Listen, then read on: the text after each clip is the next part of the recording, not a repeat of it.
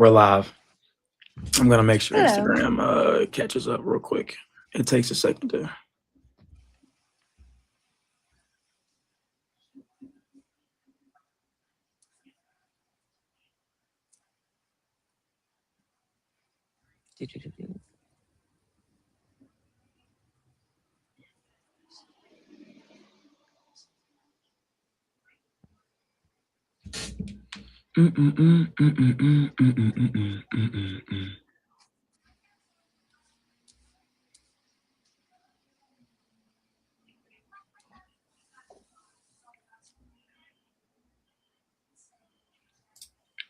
We're good. All right, We here we All go. right. All right, guys. Welcome everybody to the Dogopedia live stream today. Today we're going to be getting into a question that sounds simple until you actually spend some time around free roaming dogs. The question is, do street dogs, village dogs, free roaming dogs need rescuing? For a lot of us in the West, seeing a dog living on the street immediately triggers the same reaction. Somebody needs to save that dog. But that assumes the life we would choose for that dog is automatically better than the life it already has. And that's what we're going to unpack today. Today, I'm going to be joined by Adena from Life of Addy on Instagram and Bianca from Punk_Mutts, two people who bring firsthand experience and strong perspectives to the conversation around free roaming dogs and rescue.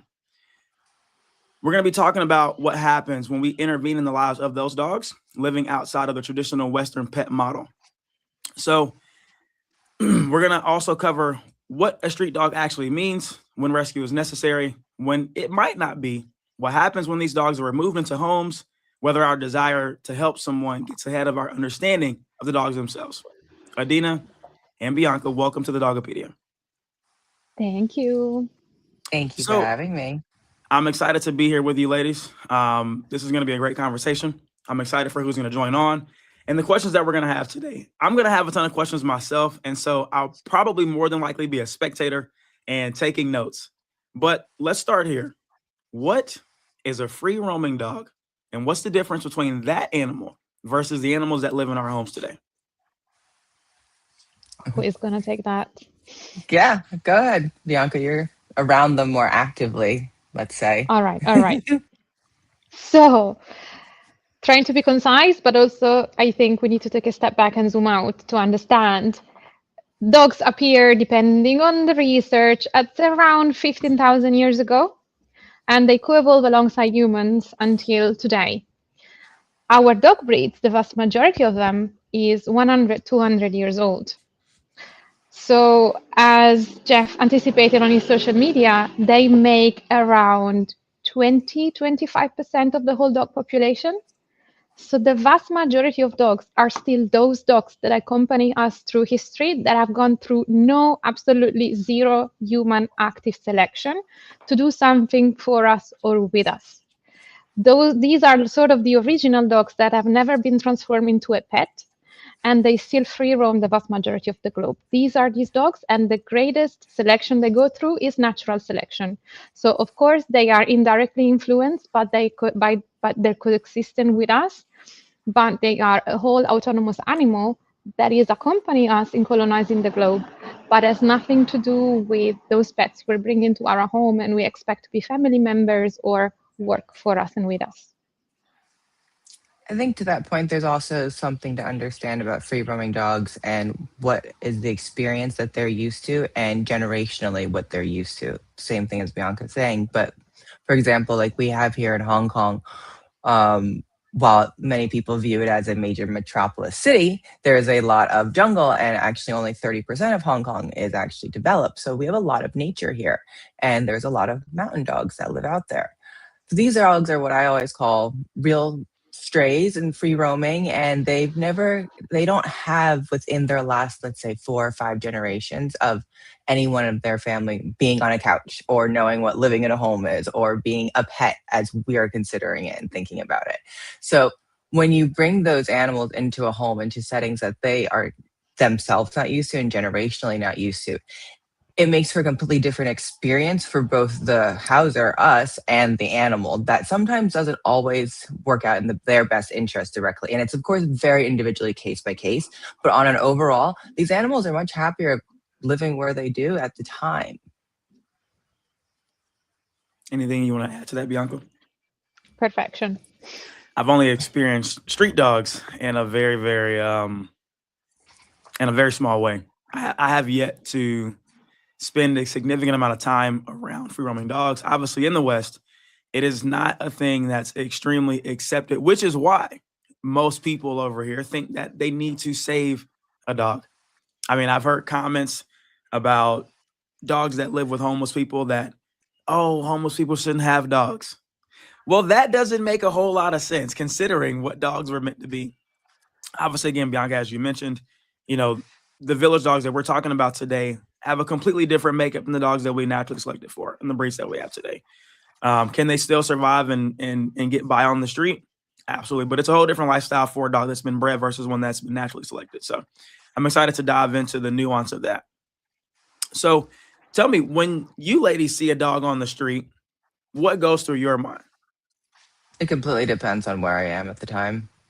If depending on the country, the culture, what I can see is somewhat standard and accepted, and also versus what you can see is an uncomfortable both dog and community. But also, if I am capable at the time, I travel with next guard and frontline. So if I have it on me when I see an animal, regardless of a community setup still, because there's also still community feeders and community caretakers, right? And so we do our part, whether we're transient or stable there. So I grab the front line and I'll help them out sometimes if I can. That's kind of how I'll intervene as much. But many stories you hear of people stopping their travel to take an animal to the vet and everything. But those processes are very different and take a much longer, more in-depth consideration of working with that one animal. Like I said, these are all case by case. So like when I see them, it depends on where I am, but I try to do what I can to help at the moment. But that doesn't mean, but there's a lot of what help means, right? Mm-hmm. So they're at varying levels. Can you give us an example of two different societies, right, that you're talking about? You say there's certain places where it is complete. There is the word is escaping me right now, a harmony between people and their village and street dogs versus societies that have practically zero. Can you give us an example of the two differences? So if you can look in the US down in the South, there's a lot of issues of free roaming street dogs, and that's due to a lot of overpopulation and overpopulation causing more strays. But those, like I was saying before about the mountain dogs that we have here, those dogs are coming from within a couple generations or even just their own direct mom or themselves were on a couch. They were inside. And so there's then that becomes a resource to them in a way. And so this is something interesting. This is now for them. This is a different dynamic that they're going to have around the people that then versus where somewhere like Bianca is, there are lots of beautiful free roaming dogs and they're completely integrated into the community and they're cared for.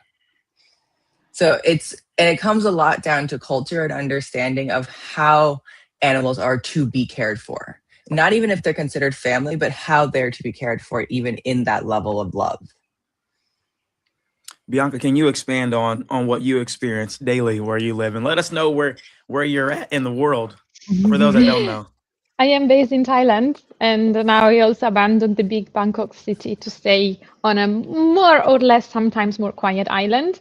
So here the dog population is very well integrated culturally with the human population.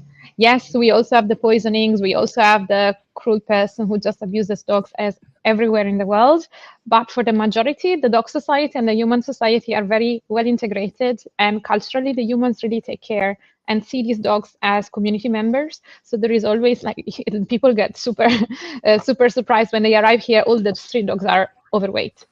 And they go and buy dog treats and kibble for them, and these dogs don't eat them because the families give them their own food. They eat chicken, even rice, but like real food tastes 1,000 times much better, and they're not hungry. given exceptions, of course. And then you also have those dogs that live away from human communities and are completely independent. Sometimes you have feeders reaching them, and sometimes they have a life that is completely detached from humans. So what really fascinates me about looking at these dogs is that if you look at that moving, they really move with purpose. They are owners of their own space, owners of their own environment. They manage traffic. They go through daily challenges. They look for food. They take care of their family. And they do all of this without the need of leaning on a human. You really see these creatures that have their own independent life. Sometimes they have human friends, and it's also beautiful because the dog culture here is very different from what we are using in the West. So there is a little bit less attention on the stress signals, for example, what the dog is communicating.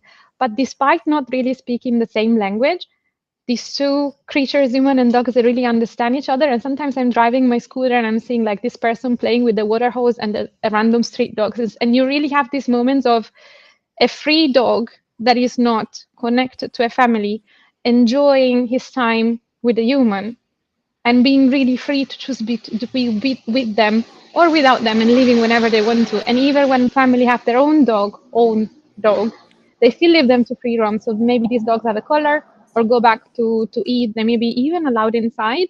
But for the majority of life, they have a social and individual life that is not at all connected to the one of the humans. So they really are their own beings for the good and for the bad, because of course it's a much riskier life. And if something bad happened to this dog, they don't have anyone to bring them to the vet clinic, for example. Okay. This sounds extremely complex, way more complex than most people would probably even think. It's not as simple and clear cut as just this dog doesn't have a home.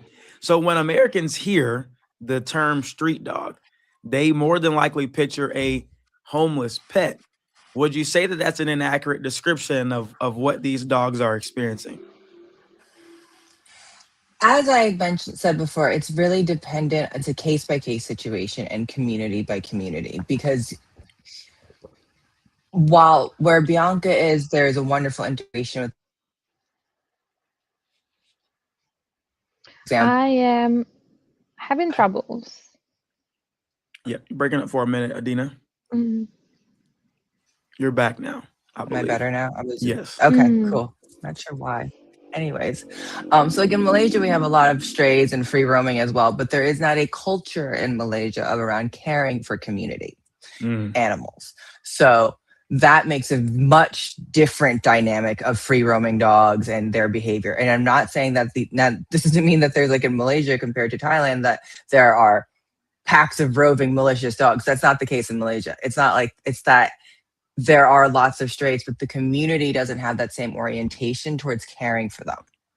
Okay. And versus where she is. That's a great distinction. So just to get everybody on the same page who may be joining now, as we're talking about street dogs, what different categories are we lumping together when we use the term street dog, a village dog, a free roaming dog, right?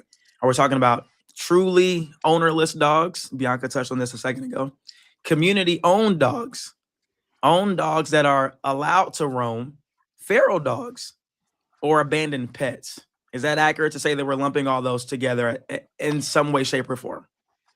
Mm-hmm. Very good distinctions, because absolutely all of them are free roaming, but they have a different definition of welfare. Each one of these type of dogs is looking for something and needs something different.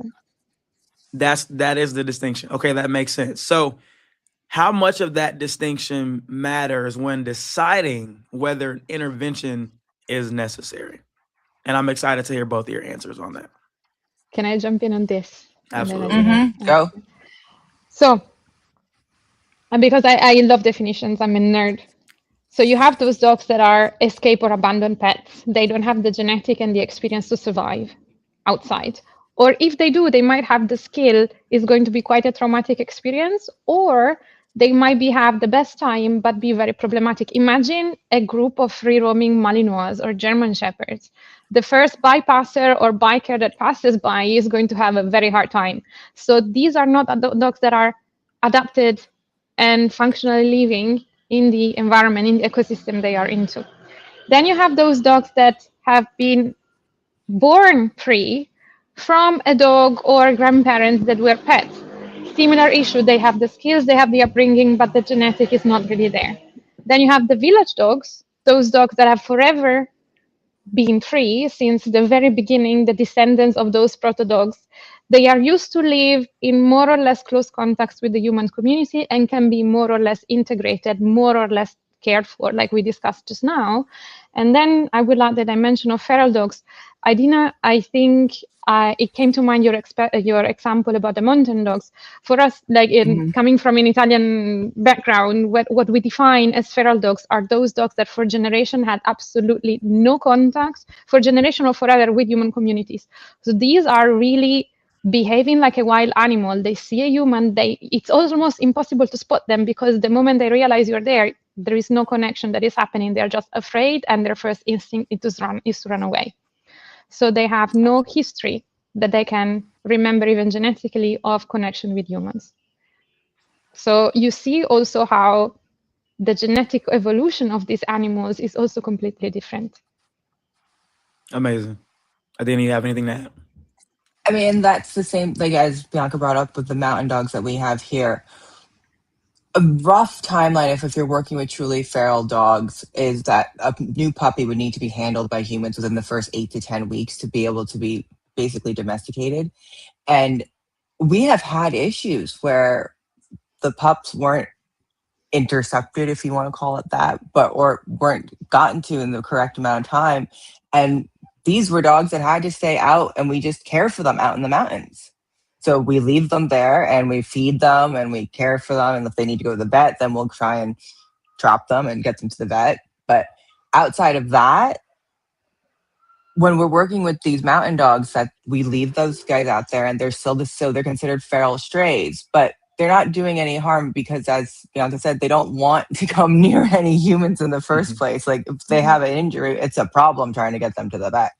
So but then we have village dogs here because Hong Kong has lots of little islands and small villages that the dogs will just run around free roaming. And so one of the issues though that we deal with here is getting them to fix their free roaming animal.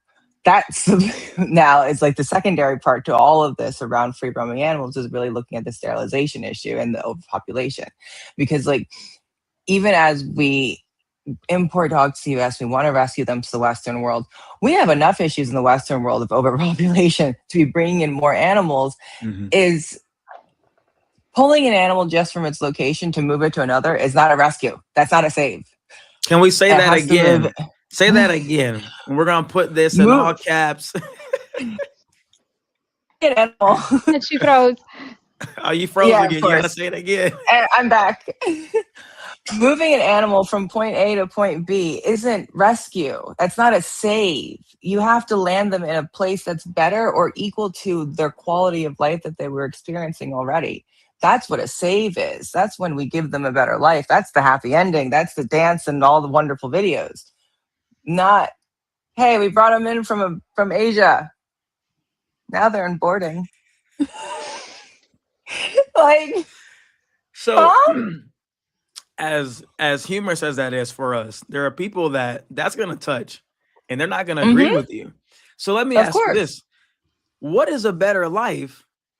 Or I want to rephrase this.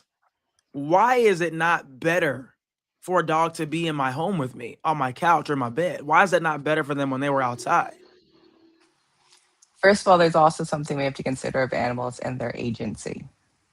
There are some animals, they just don't want to be indoors. They don't want to be bonded to you the whole time. That's not in their nature. That was not in their development. That's not in their genetics. So it's not whether something's better or worse.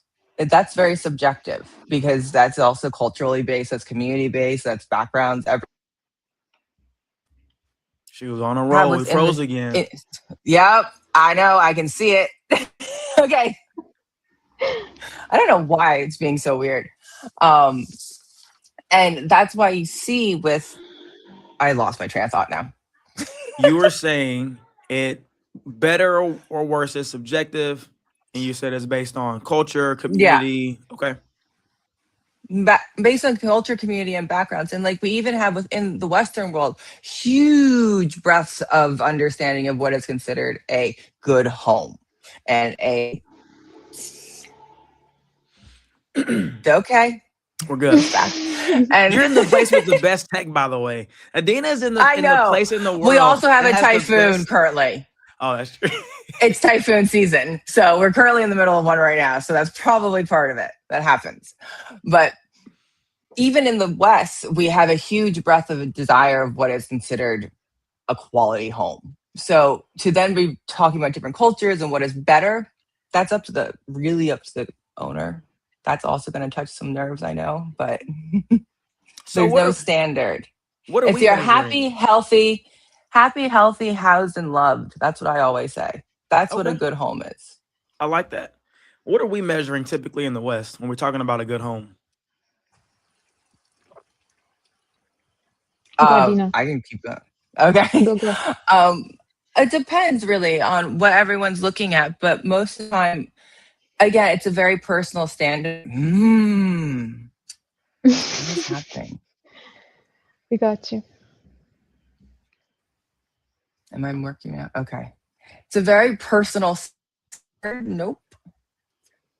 It's not liking you right now because you're spitting too much fire. The people can't handle it. It's not liking me at all right now. If you want to, I can talk a little bit and then see if it stabilizes. Yeah, I'm going to try and figure this out. Okay. So, jumping on the train of welfare, we have great discussions about providing the dog the lifestyle that they were bred for, that is fitting their genetic, the type of dog that they have.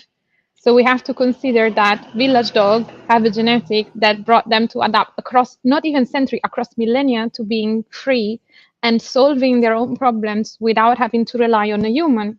So when we take a dog like this, put it on a 1.5 meter leash, and expect to walk them on a busy street with dogs passing by 5 meters and low visibility, it does not make sense for a dog that is used to seeing a potential danger 50 meters away and choosing, okay, I will stay away. And if in this situation the human tells them, no, everything is fine, or you have to do what I want, or you want to create distance and I prevent you, you are going to destroy your credibility in the eye of this dog, and you're going to prevent the development of any relationship. This is also why we say that very often traditional training doesn't work with these dogs, because they don't have this tendency of leaning and trusting the guidance of the humans.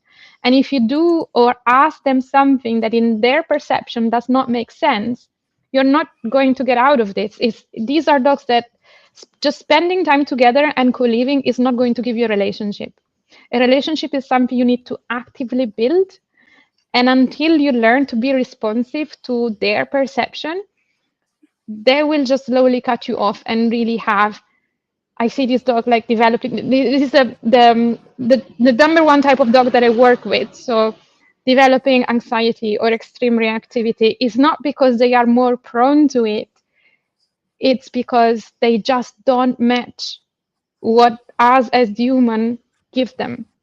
So amazing, they can have a great life in the right context, in the right family, given that they are not seen as pets and the humans are willing to adapt to the type of dog they are bringing into their own. But unfortunately, very often, they don't even know what's going on. They don't even know that this dog is different from a golden retriever. There is a massive knowledge gap here. There's the expectation of all dogs are little cute things and easy, all dogs and they're are for more or us. less the same. All dogs are easy to train and I really would. Yeah, we're all gonna cry this morning. It's tonight for you guys. You're on a roll. Adena, what if you switch to mobile data? Might do that. Am I gonna get kicked off this for a second? Hold on, let's see. You shouldn't. Where is my phone? Or if you have a wired connection you can hook up to somewhere.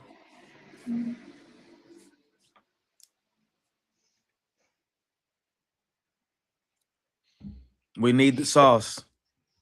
But yeah, just have you ever worked with a village dog in your back when you were a trainer? Yeah, have you ever Never. It's not a thing here. You don't see it. And in places where you do have stray dogs here, it's like, man, those communities are pretty bad. They're pretty bad off if they've got free roaming dogs here in America. In the southern states that border Mexico, you see it. Mm-hmm. I was supposed to go and shoot a video on them in Tucson, Arizona, which borders Mexico, and that fell through. But they have a crisis for stray dogs out there, and so like they're like, if a dog isn't bothering you, please don't call animal control.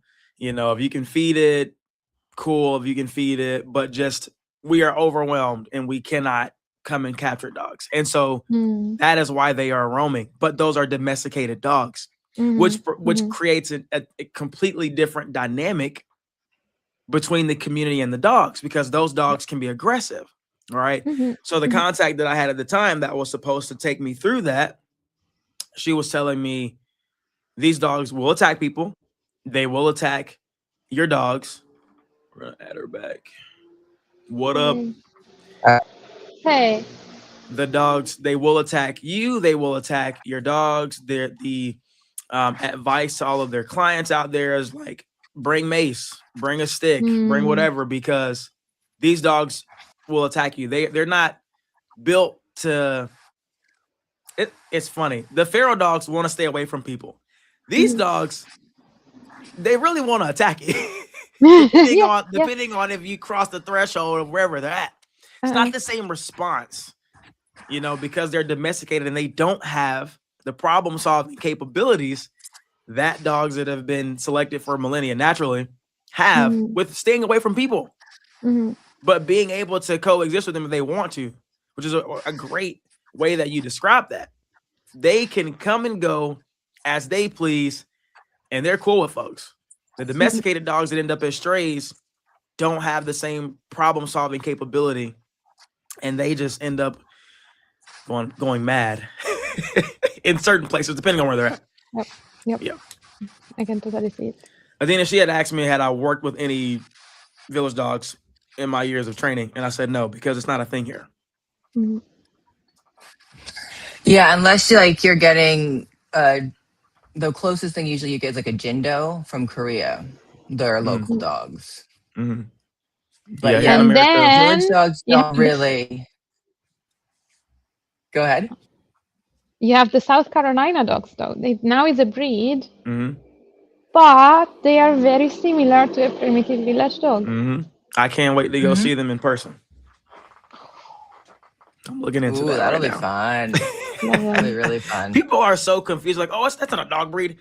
I'm like, y'all don't understand. They don't understand the difference between breeds and land races and village dogs and all these different things. That's why we're here. That's why the Dogopedia is here, guys, to educate you on the history of dogs. I love it. Beautiful. So we're gonna move on. And Actually, I've got tons to that point of not working with village dogs, what would you say about the dogs in Puerto Rico? So I was in Puerto Rico. When was I there? I was there last August, and I didn't see many dogs, but I heard they have a lot of free roaming dogs. Okay, interesting. Yeah. Again, to your point is valid everywhere. It depends on the culture of the people and how they've evolved with their dogs. That will tell you a lot about the predisposition that those dogs have to people. And from what I hear, they're fine. A lot of places where they've developed together and have stayed free roaming, they're fine. Puerto Ricans have pet dogs. I've seen plenty of pet dogs. When I say I didn't see a lot of dogs, I didn't see a lot of the free roaming dogs. But they've got free roaming chickens out there. I was on the beach. I was walking the strip, and it was free roaming chickens that I got videos of. I was just so excited to see these chickens. As an American, I'm excited to see anything roaming around wherever I go. You know, Fair. I'm not gonna go to the national park and try to go pet a grizzly bear like some crazy people do. Oh yes. Oh yeah, it's wild. You know, it's wild. Anyway, I'm excited to see free roaming animals anywhere coexisting with people, not confined. I love seeing it, but I didn't get to experience it. It's definitely a trip I want to take again for the sole purpose of going to film them and talking about, you know, the relationship they have with their people. So I'm looking forward to that at some point. I don't know when I'll get back out there though. Need to get down there. On the list of all the Puerto Rico's cool. All the places. It's cool. Yeah, good food too. Good food. Most important. let's find a good question for you guys. You guys have already touched on a lot, or you ladies have touched on a lot already. I got a great one for her, Bianca. I'm sure she'd love. Would you consider the freedom of movement and the ability to make choices a part of canine welfare? And if so, how important is that?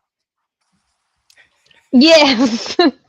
So one thing that I very often say when I work with the families that I work with about communication channels. We communicate a lot through our voice. Dogs also share this communication channel. They use voice a little bit less, but they still have it. Then we have body language. Same. Dogs use body language a lot.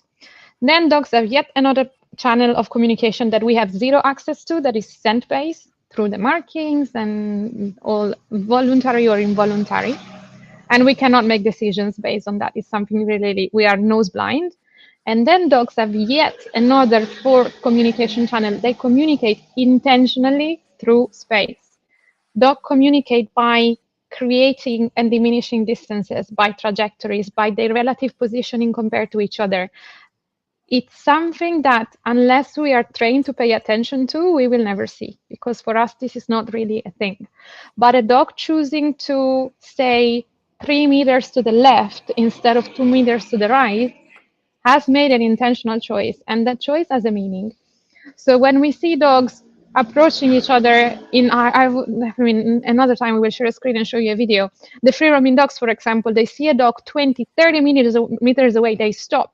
They look at the dog and they try to pick up information by sight or by scent. They might even reposition each other to catch the wind and understand who that dog is. And once they have enough information and they feel safe, they might choose to get a little bit closer and even have a direct interaction. And do they choose to approach on a straight line frontally, or curving around, or walking until a point and then stopping and inviting the other dog in? This is really like a coordinated dance where every time one dog makes a move, the other dog takes this as feedback to make a different move. And they have these discussions around the space. Yet again, take one of these dogs that he used to communicate this way through the space, put a frigging leash on them, and walk them on a straight street, on a straight line, passing dogs frontal to each other. They are going to go crazy. So the welfare of a dog like this has to take into consideration their perception of the space. And this is where we have, like, my dog is so reactive, it doesn't reason anymore, or you can see the redirected aggression at the sight of the dog 20 meters away, they explode. How is that possible? I would love to work on neutrality. Or I invite guests into my home and my dog just go apeshit all the times. Guess what? It's all related to how they perceive the space, and us not understanding it and even thinking about solving this either to correction or just treating the dog into being dumb it's not going to cut it. It's not a conditioning problem. It's not a misunderstanding. It's really, for me, this movement does not make sense. And I am not in control of my own space. And this personal space bubble of a free roaming dog is very, very expanded. So we basically cripple them from one of the main channels they use to feel safe and to communicate. So yeah, very important. I feel like I'm robbing you right now, because I feel like I should be paying for this information, because this is so good. And I think a lot of people, I hope it doesn't go over people's heads what you're saying. You're explaining it in a way that I think a fifth grader could understand this. We're talking about dogs and their space and their autonomy and how they communicate when they have the skills. Because again, I want to clarify, you're not talking about all dogs. All dogs can't do this, can they? All dogs effectively can. These dogs are just better. It's They're like better. the level of complexity they can access is just higher. But all dogs can and should use the space to communicate. What I see very often is not a lack of education. We often say, oh yeah, that's a rude dog, they don't know. All dogs speak dogs. It's just we put them in context where their arousal gets so high, they lose the capacity to connect and to communicate effectively. So it's not a matter of education, it's a matter of discomfort, and we are very bad at identifying discomfort until we see aggression. That's a big problem. But a high aroused dog that just bolts at the other dog and goes sniff and sniff and sniff, and or chase them, or roll them, and it's like over aroused. totally unable to receive social feedback unless it's a super harsh correction, then there is not education in my digressing. It's fine, it's just very friendly, and it needs the dog to teach them. And it's not lack of education. All dogs speak dogs, and let me tell you, they speak dog and understand other dogs much better than us as humans will ever do. So it's not that we know better and we have to show them. They already know. So if you see something that is not looking right or seems dysfunctional, ask yourself, okay, why? I've got a follow up to that. Adena, before I ask it, do you have anything you want to add to that? No, that's exactly how I feel about this, because it's when we talk about like dog behaviorists, that's when I say dog behaviorist in my mind, I'm referring to someone with a psychology or zoology or a master's in science around behavior. Okay. That's what I mean when I say behaviorist. But there's lots of different ways to take behavior courses and learn about behavior. And the most amazing thing I find with most owners don't actually just watch their dog and like kind of just pay attention to what they're doing and how they behave in a reactive situation or in a just calm setting, or how they are when you're sitting at the cafe. What are their ears doing before something? Where are they looking? What's their body language saying? If you just look at your dog, if you just looked at your dog for a little bit and actually considered what they were doing, we would understand them a lot better than we already do. Like, they have a very clear language. And I say this because I also have 4 of my own dogs of all varying sizes. So we see a lot of dynamics amongst them, but no one fights ever.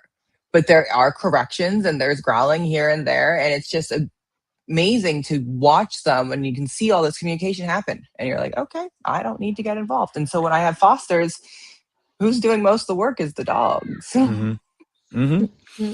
So my follow-up question to you, Bianca, was about to be, how do you feel about Western trainers? Because you see them, you're online. How do you? I was waiting for this. Yes. How do you? I don't want to go too deep into this. This is a sidebar away from the topic. But how do you feel about Western trainers when they tell a client, and I've seen it in videos, oh, you've got to show your dog this. You've got to teach your dog this. In the respects of, they need to be the ones teaching their dogs how to exist in the world and how they're supposed to communicate. One of the things that I know is going to set a fire off in you real quick is trainers telling people to not allow their dog to mark. Yeah. And they've got no idea the amount of communication that comes with that. Okay, I have no kinder answer than we project all of our insecurities onto dogs, and they are depending on us. So they really are powerless. So whatever we want to see in them, we will see it, and our dogs will have to deal with it. So do they have knowledge to base their assumptions on? No, it's just a concept that feels good and right in their head. And each one will have their own slightly different. You have those that believed in dominance, but I try to take it very diplomatically and look at under the lens of leadership, and those that really go through coercion and physical repression. But all of that is really not about the dog, it's about what we want from the dog. And to me, honestly, this is genuinely not the relationship that I want to have when I bring an animal of a different species into my life and I welcome them into my family. The moment you enter into my home, we are peers. And I know and I expect moments of conflict and situations where you will behave in ways that I'm not happy about, and vice versa. But is my role then to suppress or really counter condition, also we want to use treats, you into becoming exactly what I want and not being neutralizing a problem? Like, of course, if your objective is my dog not being problematic and I can take them in situations that he might even hate, but as long as I want to, I take them and they are neutral. Like, we often aim at absence of behavior. If that is your objective, good for you. I'm sorry for your dog. To me, it's a conversation. Like Adena was saying, I observe you and I try to understand your responses, why you're acting that way, what is motivating your behavior. And if I really don't like it, first of all, do I really need to put you in that situation? And if the answer is yes, because sometimes coexistence requires compromise, then what can I do so that I influence your motivation and we can probably cooperate instead of compete in this situation? And this is getting more philosophical and more technical, but to sum it all up, be it any section of the quadrant, I don't think the quadrant is an accurate representation of how we should interact with our dogs. Be it force-free, purely positive, or balanced and correction-based. It's yet a way that is doomed to fail. Like, we try to program our dogs, and they are living beings. Like, we don't do it to us. We are mammals. So our nervous system really follows the same processes and structures. So if this is all you can see, good luck. Good luck, because you're gonna need it. Thank you for Everything that. she said. Everything she just said. We're gonna amen that. We're gonna be the amen corner for that. That was amazing. So I got a good question, Adena. I want to give you this one. Could an indoor dog, indoor meaning Western, a Western pet, with excellent food and vet care and all the things, have poorer welfare than a healthy free roaming dog? Oh, I love this question. Um, absolutely. All right, I'm going to give you another scenario back. You have two cats. One is a house cat. He has a beautiful home. He's fed wonderful food, 3 meals a day, 2 meals a day, free fed, everything. He ends up getting pancreatic cancer, and his mother keeps him on chemo and gives her all the supplements and extends his life, but he never gets to go outside and play. He has some toys. He's left at home 8 to 10 hours alone a day, and he watches the world out his window. But he lived till he was 18. Now you have the barn cat, who has a broken tail, a bum paw, and gets scraps here and there, doesn't really have a consistent eating schedule, gets to catch all the mice in the barn, has the greatest time doing this. This is all they want to do. And this cat gets to play with his friends when he wants to, gets to go in and outside out of the barn when he wants to, but he ends up getting hit by a car when he's 4. Who had a better life? Quality of life, better life. It was the dog that got hit at 4 years old. What? Which exactly. And so it's looking at if you aren't giving your dog enrichment, and I'm not talking about snuffle balls only and enrichment type of stuff and snuffle mats. I mean, like taking them out, going on proper hikes, giving them experiences, letting them run in areas that are safe for them to be running. That's enriching an animal's life. That's actually giving to them what they need and acknowledging what they need. Even if maybe you don't want to take them for that walk, but they're really asking, go for the walk, because that's their entire life is based upon your abilities to give. So when it comes to what we share with them, a dog that maybe isn't eating raw and homemade food, but gets to go on a 4-hour hike every day with his owner, but he's only eating pedigree, and maybe he only has one dog bed and a bone, versus someone who has the complete opposite of the end of the spectrum, but only goes for 30-minute walks 3 times a day. Do you think dogs that live with homeless people, unhoused people, I don't know the politically correct way to say that in 2026. I don't mean any offense, but someone who lives outside on the street, I mean, from, under a bridge in tents. That's what I'm talking about here. How do you think those dogs fare in comparison to the Western pet and free roaming dogs in other communities around the world? And I have thoughts I want to bring on when you're done. This is a very difficult topic, of course, because we believe that we should be able to take care of ourselves first, in theory.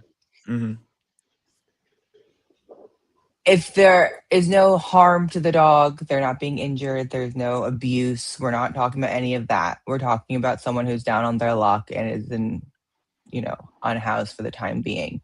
It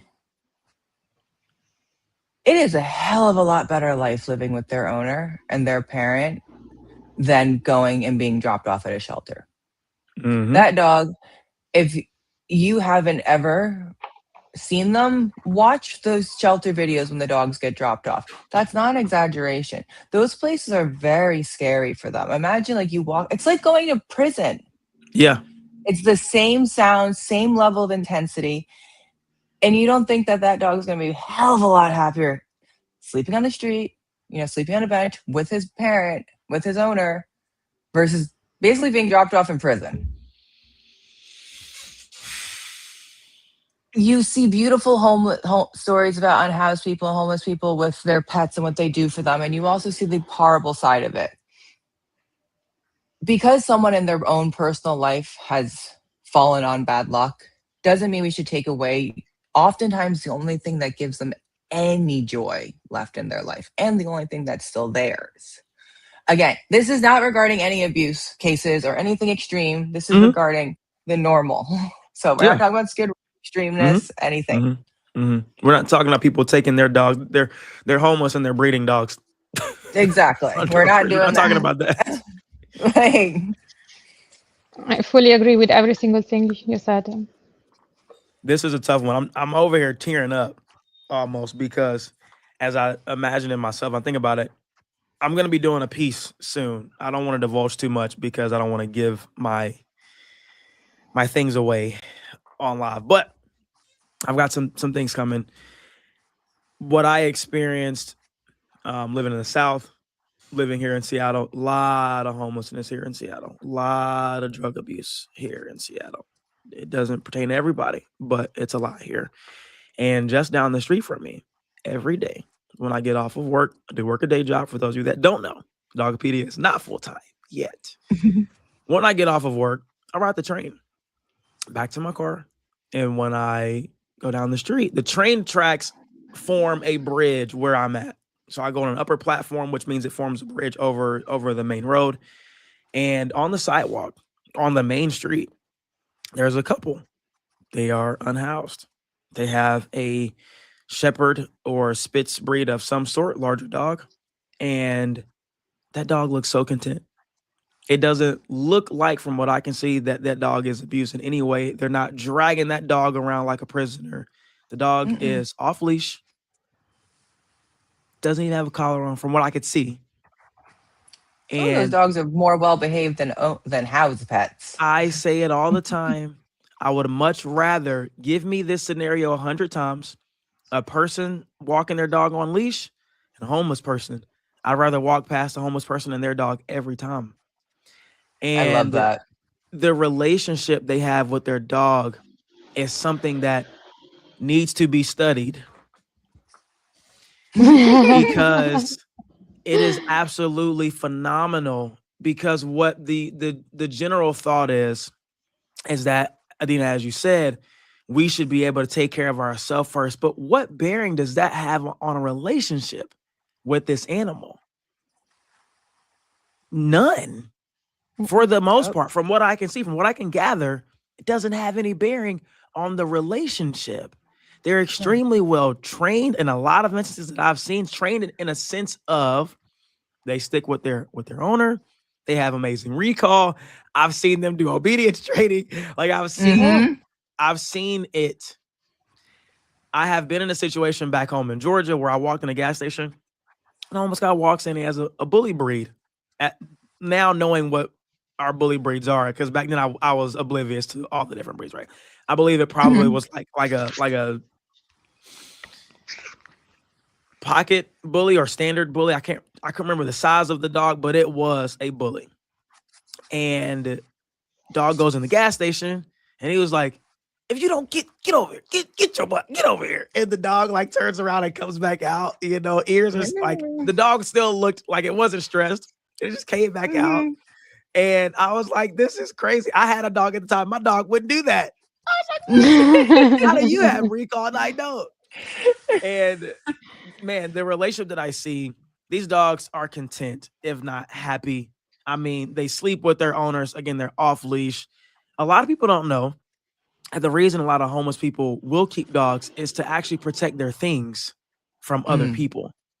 Because when they live in some of them live in these giant camps. They live in groups. and they keep their dogs to help protect them and their things from being stolen. And these dogs are Nothing wrong just with that. amazing. And I think the people and the dogs deserve more of a voice that I've never seen them get. So I'm excited about what's coming soon. And I'm hoping to create some type of initiatives all around our country here to better provide for them, because you have free clinics. They can go to free clinics and get, medications and get vaccinations and things like that.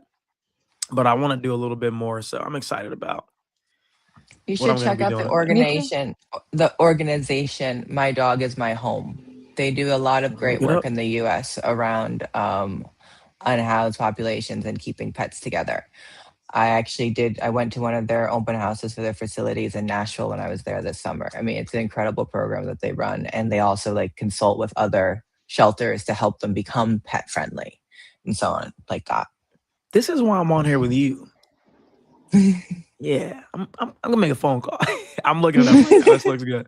I can't wait to dive into that. So They're I'm gonna great. see what's already happening, and then see where I can benefit, where I can help this community as well. But yeah, that's a big one for me, is taking care of them and those that have pets. That's near to my heart. So I'm excited about Anything to doing some work keep in that pets realm. and families together. That's Yeah, my biggest thing. It's yeah. like keeping the families together, whatever we can do intervention wise, intervention programs, safety net programs to keep these families together, because yes, your pet is your family. And we have huge governmental support for trying to keep families together with their kids and their parents, but pets just aren't considered there yet. Mm-hmm. So there's all these organizations instead that help support that mission. I mean, it's always just general pet retention is like my thing. That's what I'm obsessed with. There's a clip way down on my account from an early film that I did that's actually hasn't been produced yet. I gotta get that produced. But I put a clip up of a dog leaving the shelter, and I'm gonna try to share my screen and show you guys.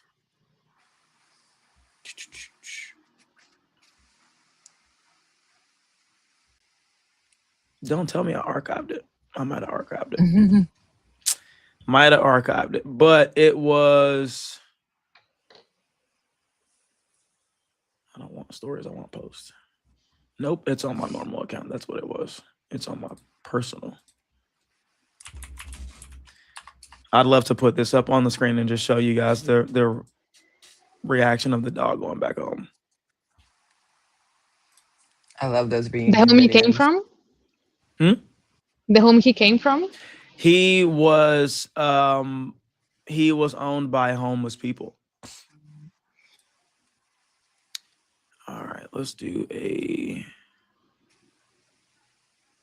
share screen.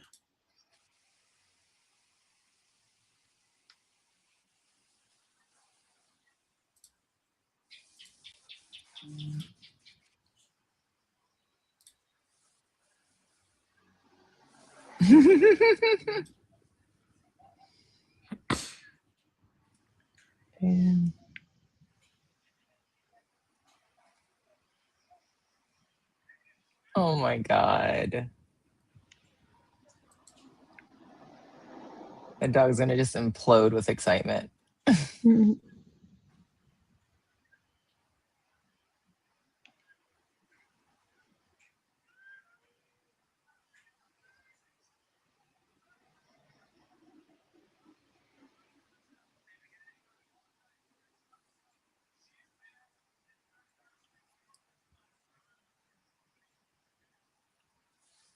I love that.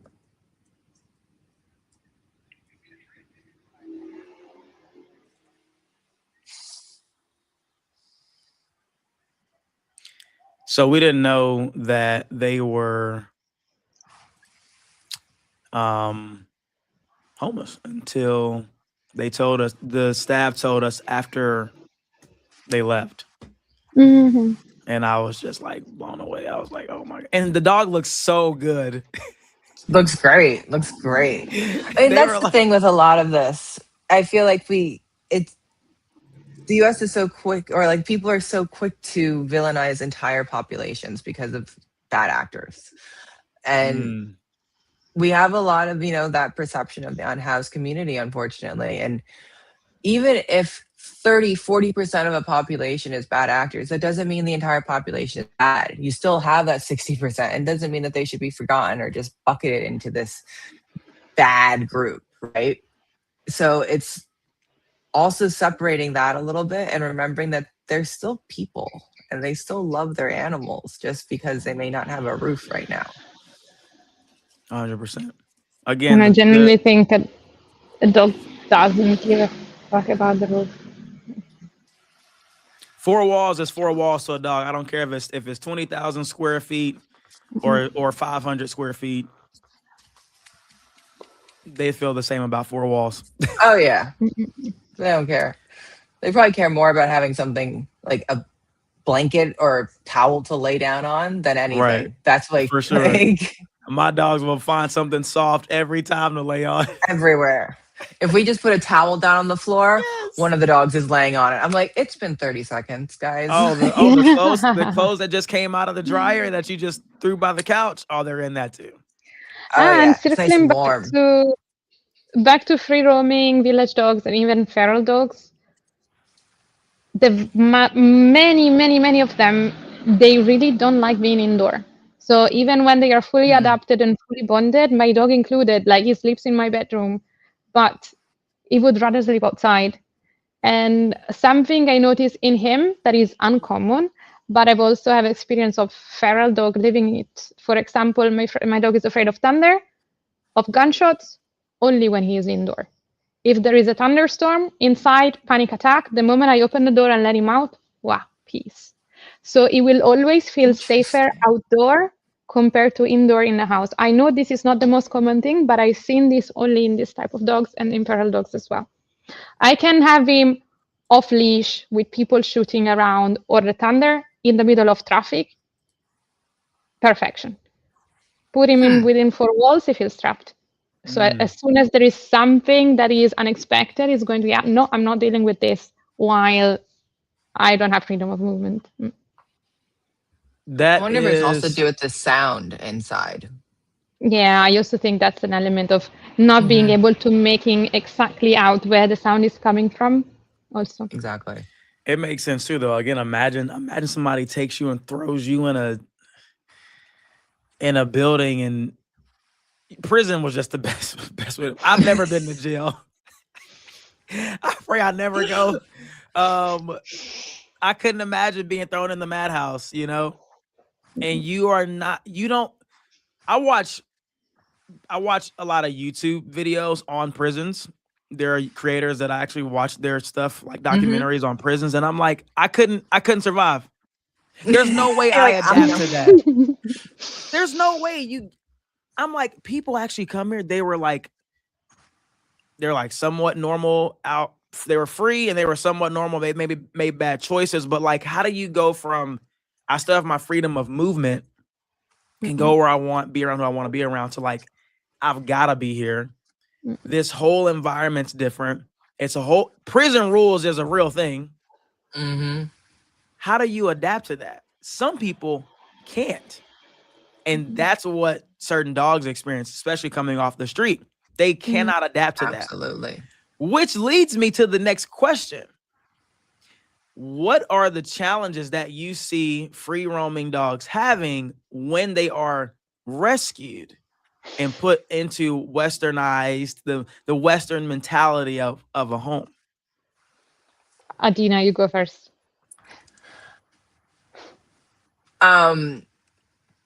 It's not just coming into a home, it's coming into also a whole new country. And all the new smells, all the new sounds, all at once, after being on a plane in some dark cargo area, and now you're getting plopped into some totally different place that smells totally different. The and part that we sounds can't very experience. Different. Exactly. I mean, but we even can tell when you land in a new city, oh, it smells different. And, the air quality. So imagine what they're feeling on magnified by 1,000, right? And like when we talk about the 3-3-3 rule for the decompression and for when a dog adapts, that just goes out the window when you're talking about these dogs, because this is a totally different type of decompression. This can take years. And one of my dogs, even, she was a free roaming livestock dog. And it probably took her about 3 years to fully relax into being in the house. I mean, this dog ate me out of 4 Airbnbs, literally eating chairs and couches. So, like, she did not calm until she was about 3 or 4. And that's not something that most people are used to. Like, you really have to be ready to put the time in for these guys. Not that they're damaged, but that they're coming from somewhere totally different with no reference point.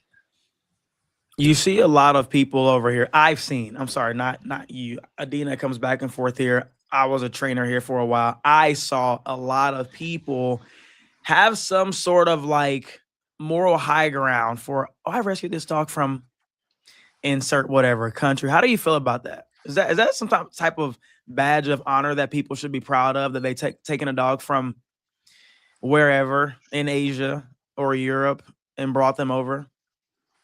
With purchasing on the rise, I'm just going to be happy that anyone's adopting.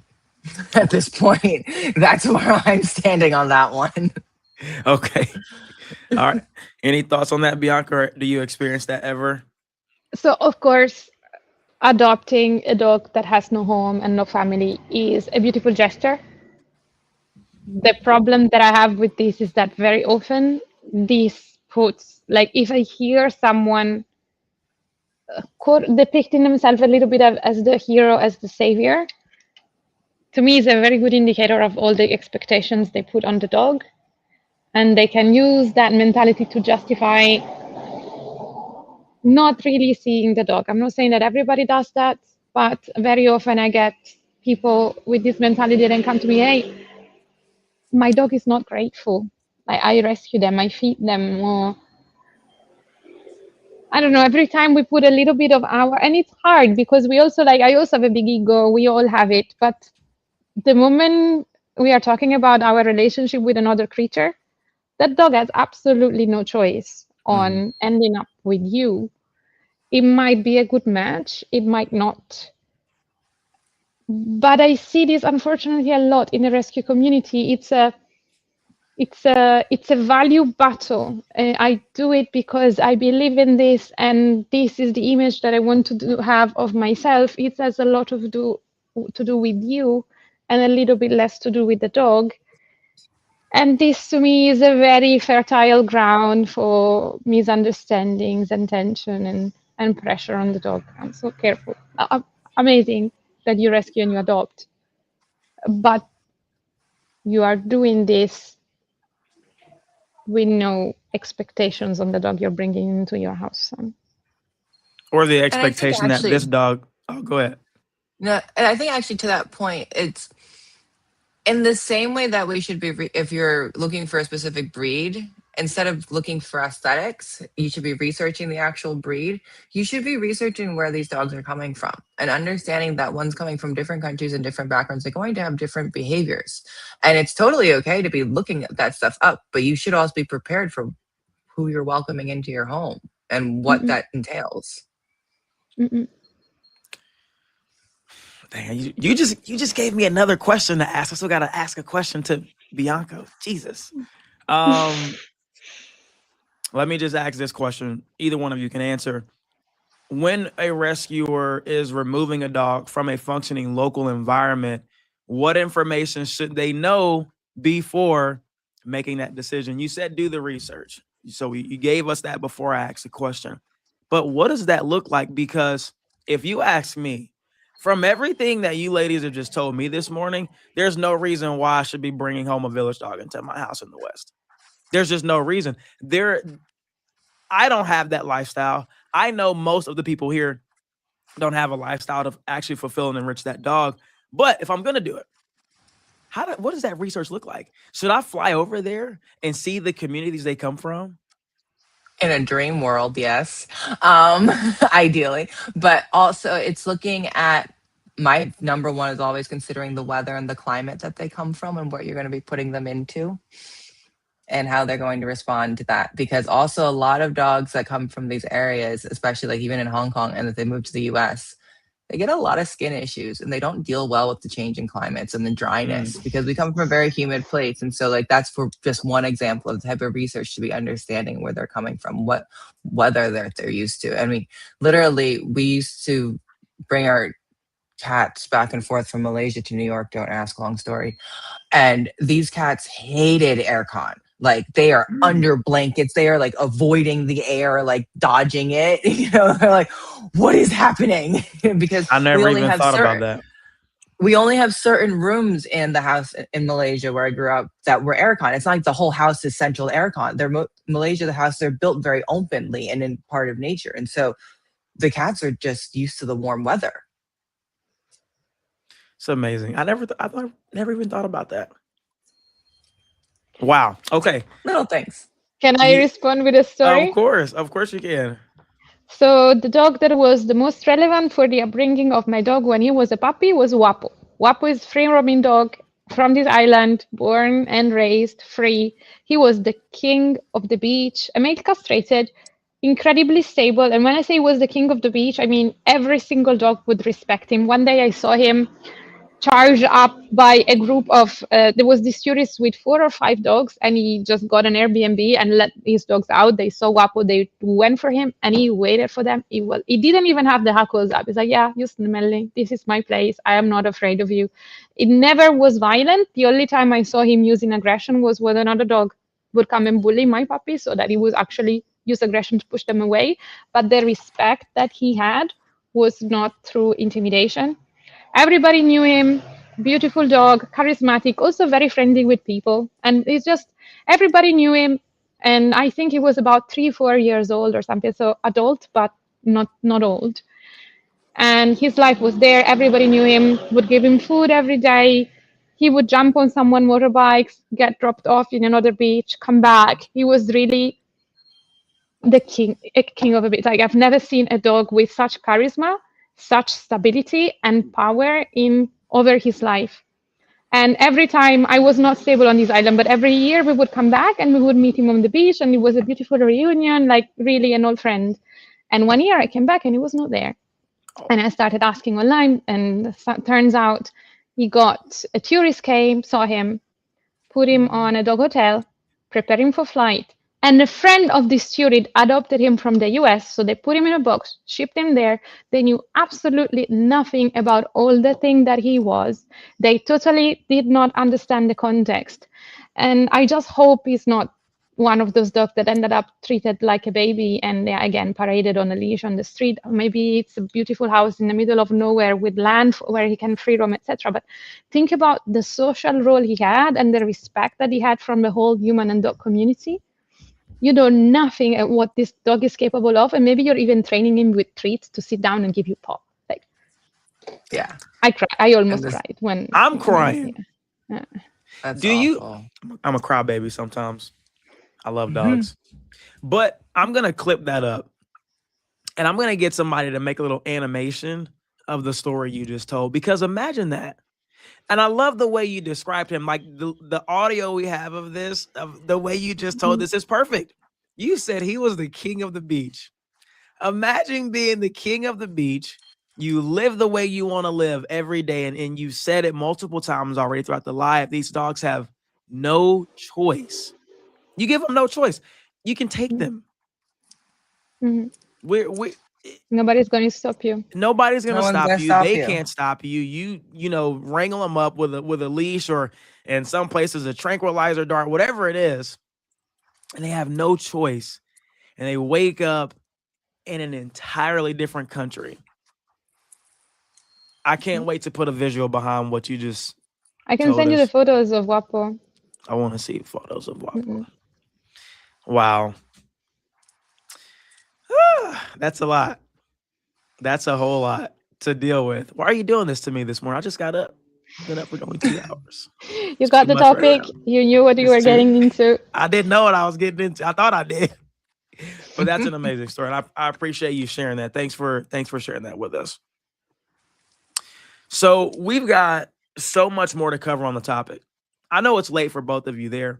I believe that this is going to run into being a part 2 of the conversation because today we've talked about the differences between village dogs, free roaming dogs, stranded dog or abandoned dogs, ownerless dogs, community owned dogs, all these different distinctions of a dog that just doesn't live in someone's house. And I think that's a good place to start. I think the next conversation definitely has to move into what does it look like in the decision-making process of removing dogs from certain communities and then the after effects of that community and the dog and the people that end up with the dogs. And I truly believe that should be a part 2. I mean, And next time, I'll just stay up really late so it can be morning for you guys. That's fine. That sounds good. Well, I mean, we I can would do love to do that because there's actually a new study that just came out a few weeks ago of 158 rescued dogs from abroad, from 18 different countries, and they tracked them over 6 months, and they're post adoption in Germany. I am looking forward to hearing about that. So I'm looking forward to how you're going to present that information. But Yeah. it's got to be part 2. I could keep going. Yes. But Oh I know yeah, it's I know we late, all could. and Bianca's we got questions coming in now at the end. Who is this? Michelle, how you doing? Michelle. Hi, Michelle. Michelle is very active on the Dogopedia's page, and she sends me tons of messages and comments on everything, and I'm super appreciative. You jumped on.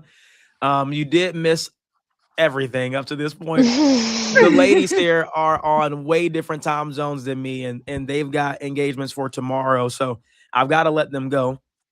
What about injured dogs? We're going to get into this on the part 2, which is what I was just saying before you came and commented. We're going to do a part 2 and talk about the circumstances where dogs need to be treated or removed or offer the community support or do spay neuter campaigns, whatever it is. We're going to get into that. We're going to get into the actual removal and rescue part and what that actually looks like when it works and when it doesn't. And then the effects it has on the dog, the rescuer, and the local community once the dog is removed. We're going to get into that part 2. We're going to convene here soon, and we're going to set a date for it, hopefully within the next 2 weeks. And then we're going to have that conversation. Super. Love it. Looking forward to it. Any closing remarks from you two? This was a lot of fun. I really enjoyed this. Me too. It's a case by case thing. Yeah. So before, if you really want to rescue a dog, take a step back, you go away, really observe them in their environment. Do they really need it? Maybe Amazing. yes, maybe no. Amazing. Well, everybody, thank you for tuning in. Those of you that stayed on for the majority of this time, it's been amazing being here. Bianca and Adena, thank you so much for all of your expertise and your perspective on the issue of should street dogs be rescued. Until part 2, we will see you guys next time here on the Dogopedia.